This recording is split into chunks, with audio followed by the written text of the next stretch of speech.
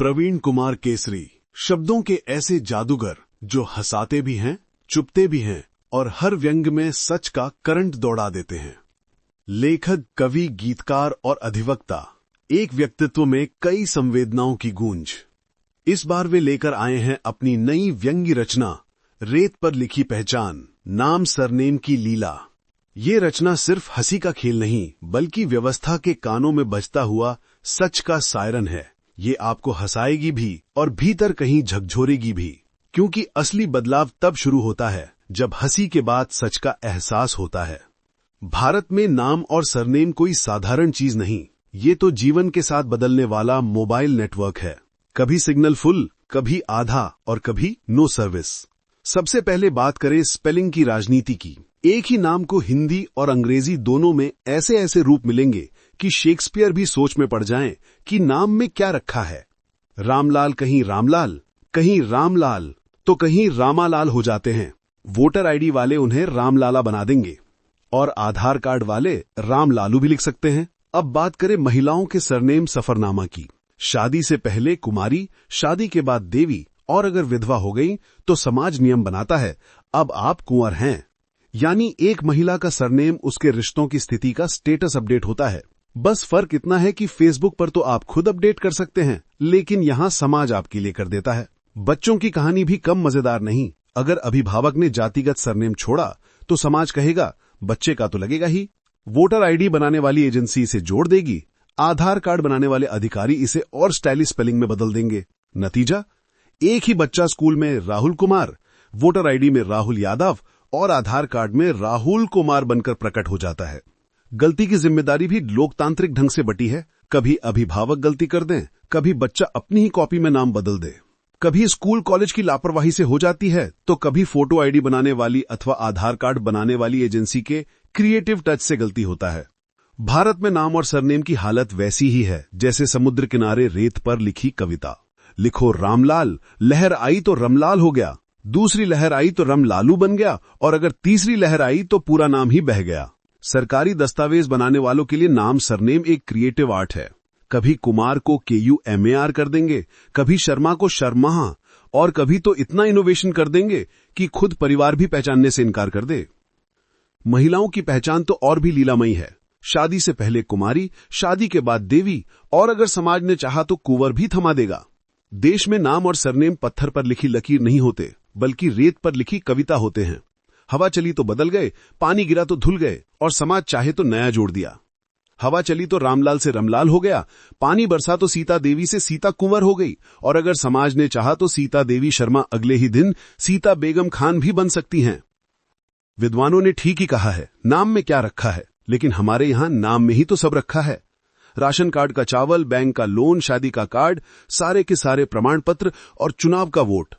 नाम सही है तो सब ठीक, नाम गड़बड़ तो फिर लाइन में खड़े होकर यह समझाइए साहब रमेश और रमेश मैं ही हूं, कोई दो आदमी नहीं। सरनेम का हाल तो और भी मजेदार है। शादी से पहले कुमारी, शादी के बाद देवी और समाज अगर बहुत भावुक हुआ तो कुंवर भी थमा देगा। मतलब एक महिला का सरनेम व्हाट्सएप स्टेटस की तरह है, आज ऑनलाइन कल ऑफलाइन और परसों लास्ट सीन नन। भारत में नागरिक का सबसे बड़ा दुश्मन पड़ोसी देश नहीं, बल्कि उसका खुद का नाम और सरनेम है। सरकारी बाबू का नियम है, आपका नाम जो दस्तावेज में लिखा है वही सत्य है, बाकी सब आप नहीं, आपके हम शक्ल हैं। यानी अगर आपकी एक स्पेलिंग स्कूल में कुमार है और दूसरी कॉलेज में KUMAR है तो सरकार मान लेती है आप खुद ही जुड़वा पैदा हुए हैं। सच्चाई यही है, हमारे देश में नाम और सरनेम किसी पहचान का प्रतीक नहीं, बल्कि सुधार, बदलाव और बिचौलियों की रोजी रोटी का प्रतीक हैं। तो भाई साहब, अगली बार जब कोई पूछे आपका नाम क्या है तो जवाब दीजिए नाम रोज बदलता है, आधार कार्ड वाला कल बताएगा।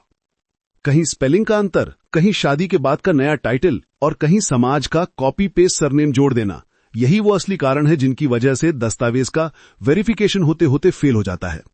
नतीजा, फाइल वापस लौटी और ऊपर लिखा नाम में सुधार कर पुनः प्रस्तुत करें। मानो नाम नहीं IAS का पेपर चेक हो रहा है। भारत में नाम और सरनेम का सुधार कठिन नहीं, बल्कि अति कठिन है। अगर आपको लगता है कि ये बस एक छोटा सा काम है तो आप बहुत बड़े भोलेनाथ हैं। स्कूल का दस्तावेज सुधारना है, स्कूल का चक्कर लगाइए, पहले स्कूल से प्रमाण लेकर कॉलेज जाइए। कॉलेज में गड़बड़ है, यूनिवर्सिटी में सुधार होगा। कॉलेज से रजिस्टर मंगाइए, उसकी फोटोकॉपी को अभी प्रमाणित कराइए और फिर यूनिवर्सिटी को दिखाइए। यानी नाम सुधार की प्रक्रिया एकदम पास द पार्सल गेम है, जिसमें पार्सल यानी आपका नाम है और हर संस्था उसे अगली संस्था को थमा देती है। लेकिन खेल का टाइम लिमिट बड़ा छोटा होता है और जब तक सुधार हो, नौकरी का इंटरव्यू निकल जाता है। बाबू साहब का फंडा साफ है, नाम सुधार कराना चाहते हो, पहले पुराना नाम सही साबित करो। यानी आपसे यह साबित करने के लिए कहा जाएगा कि रमेश और रमेश आप ही हैं, आपका हमशक नहीं। बेचारा कागज लेकर एक ऑफिस से दूसरे ऑफिस घूमता है, फाइल ऐसे पास होती है मानो कोई रिले रेस हो रही हो। बस फर्क इतना है कि यहां आखिरी धावक कभी फिनिश लाइन तक पहुंचता ही नहीं। सारांश यह है कि नाम और सरनेम का सुधार कोई अप्रशासनिक प्रक्रिया नहीं, बल्कि एक रियलिटी शो है, जहां आपका नाम ही कंटेस्टेंट है और हर संस्था को इसे अगली संस्था को ठेलती रहती है। इसीलिए जनता कहती है, सरकारी दस्तावेज में नाम एक बार गलत लिख गया तो समझो वही आपका ऑफिशियल नाम है। अब चाहे घर वाले आपको कुछ भी बुलाएं, दुनिया तो आपको उसी गलत नाम से जानेगी। नाम सुधार की पहली सीढ़ी है शपथ पत्र, यानी कि एफिडेविट। वकील साहब स्टैम्प पेपर पर लिख देंगे। वकील साहब पूरे गर्व से कहेंगे, अब आप शपथ पत्र लेकर नोटरी पब्लिक के पास जाइए। नोटरी पब्लिक कहेंगे, घबराइए मत साहब, हमारा स्टंप ठप्पा लगते ही आपका नाम सरकारी मान्यता पा जाएगा। और फिर धप, ठप्पा पड़ता है, इतना जोर से कि लगता है जैसे किसी ने आपकी किस्मत पर रबड़ स्टैम्प मार दी हो। मजा यह है कि नोटरी पब्लिक का काम है ठप्पा लगाना, चाहे नाम सुधार हो या ना हो। लेकिन यह मान लेना कि मैं आज से शेर सिंह नहीं कबूतर प्रसाद हूं, वो बिना पलक झपकाए ठप्पा मार देंगे। पढ़ने में तो ये महाघोषणा लगती है, पर असली ताकत इसकी इतनी ही होती है जितनी बिना चार्ज की पावर बैंक की। कुछ दफ्तर मान लेते हैं, लेकिन बैंक और नौकरी देने वाले संस्थान इसे ऐसे देखते हैं मानो आपने चाय की पर्ची थमा दी हो, यानी हाथ में है पर काम कुछ ज्यादा नहीं होता। अगर सचमुच सुधरा और कानूनी रूप से मान्य नाम चाहिए, तो भारतीय संविधान का अनुच्छेद 19(1)(a), जो नागरिक को स्वतंत्रता का मौलिक अधिकार देता है, जिसमें नागरिक पहचान को अभिव्यक्त करने का अधिकार रखता है, अर्थात नाम बदलने का अधिकार भी इसमें शामिल है। इस संवैधानिक अधिकार के लिए सीधा अदालत का दरवाजा खटखटाइए। वहां वकील साहब आपको समझाएंगे, पहले केस डालो, फिर अखबार में विज्ञापन छपाओ। विज्ञापन भी ऐसा, जनहित में सूचित किया जाता है कि रमेश अब रामेश नहीं बल्कि रामेश हो गए। जब ये सब हो जाए, तब माननीय न्यायाधीश महोदय दस्तावेज पर अदालत का ठप्पा लगाएंगे। बस वही ठप्पा नाम बदलने का मोक्ष है। ठप्पा लगते ही आप आधिकारिक रूप से नए इंसान घोषित हो जाते हैं। सभी संबंधित विभाग नोटिस लें, यानी पूरे मोहल्ले को पता चल जाएगा कि आप अपने ही नाम के पीछे पड़े हैं। पड़ोसी पूछेगा, भाई नाम बदले बिना ही तेरी शादी नहीं हो रही थी क्या? तो भाई साहब, हमारे देश में नाम सुधार करवाना उतना ही कठिन है जितना पासपोर्ट दफ्तर में बिना दलाल के पासपोर्ट बनवाना। इसलिए विद्वान सही कहते हैं, नाम में क्या रखा है?